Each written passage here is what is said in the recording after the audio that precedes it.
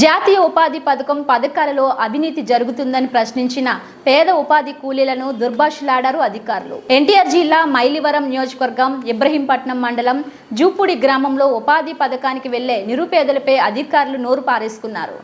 కష్టపడేది మేము, దోచుకునేది అధికారులని, వాస్తవానికి పనిచేసేది 100 మంది అయితే హాజరు వేసేది 300 మందికని, మేము 11 వారాలు చేసినా ₹1 కూడా ఇవ్వలేదని, రాని వారికి మాత్రం ఇస్తున్నారని, తక్షణమే అధికారులు స్పందించి మా శ్రమకు తగ్గ ఫలితాన్ని ఇవ్వాలని ఉపాధి హామీ కూలీలు కోరుతున్నారు.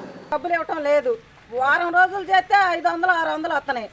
11 వారాలు చేస్తే ₹1 ఇవ్వాల. 2 సంవత్సరాలు వెళ్ళిపోయింది, 3వ సంవత్సరం.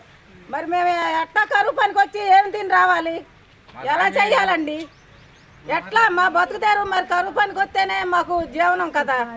ఎర్రని ఎండలో మరి ఏం చెయ్యాలి? మేము చేసే ఎళ్ళకాడ ఉన్న వాళ్ళకి మచ్చలు వేస్తున్నారు. ఆ డబ్బులు ఏమైపోతున్నాయి? చాకరీ చేసే వాళ్ళకి డబ్బులు ఇవ్వట్లా. మరి ఎట్లా మా పరిస్థితి ఏంటి? 100 మంది పని చేస్తే 500 మంది, 300 మందికి మచ్చలు వేస్తున్నారు. 100 మంది చేస్తే మరి ఎట్లాగా? మరి అసలు ఆ పరిస్థితి ఏంటి? మరి మా చేసే వాళ్ళ పరిస్థితి ఏంటి? మేము ఏమైపోవాలి చాకరీ చేసి?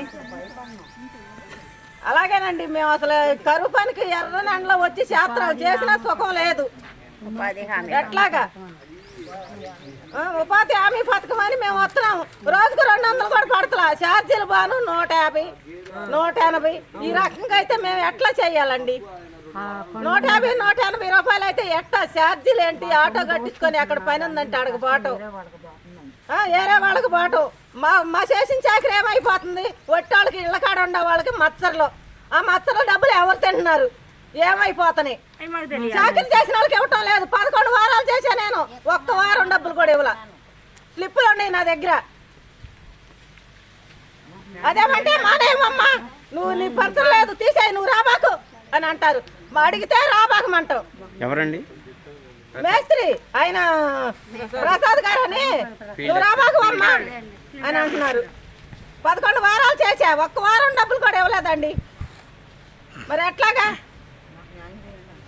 మాకు న్యాయం చేయండి. ఆ డబ్బులు ఏమైపో